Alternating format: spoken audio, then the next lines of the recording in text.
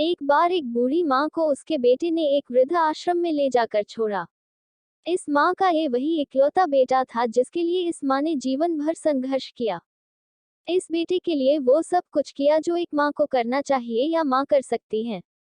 और आज भी अपने बेटे को किसी भी तरह की परेशानी ना हो इसलिए आश्रम में रहने के लिए भी तैयार हो गई। वृद्ध आश्रम में रह रही माँ हमेशा अपने बेटे को याद करती मगर बेटा केवल साल में एक बार उसको मिलने जाता या फिर फोन पर बात कर लेता। कई साल बीत गए।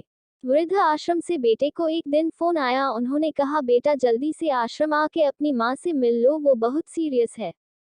बेटा जब अपनी बीमार माँ के पास पहुंचा तब वह अपनी आखिरी सांसें गिन रही थी।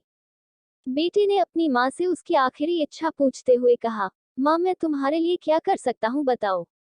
माँ ने कहा, बेटा इस आश्रम में गर्मी और मच्छर बहुत ज्यादा है, यहाँ पर कुछ पंखे लगवा देना। फ्रिज ना होने की वजह से यहाँ पर हम बूढ़ों को कई बार भूखे पेट ही सोना पड़ता है, क्योंकि किसी ने दिया हुआ खाना खराब होने से नहीं बचा पाते। तो इस आश्रम के लिए एक दो फ्रिज भी खरीद कर दे देना। बेटे ने अपनी माँ की सारी बात सुनी और अपनी माँ से पूछा, आपने इतने साल यहाँ पर निकाल दिए पर आपने कभी भी यह बातें मुझसे नहीं कही और अब जब आपके पास टाइम नहीं बचा है तब आप ये सब कह रही है, ऐसा क्यों? माँ ने बेटे को जवाब देते हुए कहा, बेटा मैंने गर्मी, भूख और पीड़ा सहन कर ली लेकिन मुझे पता है जब तेरे बच्चे तुझे यहाँ पर छोड़कर जाएंगे तब तू ये सब सहन नहीं कर पाएगा, इसीलिए तेरी सुविधा के लिए मैं तुझे ये सब लगाने के लिए कह रही हूँ।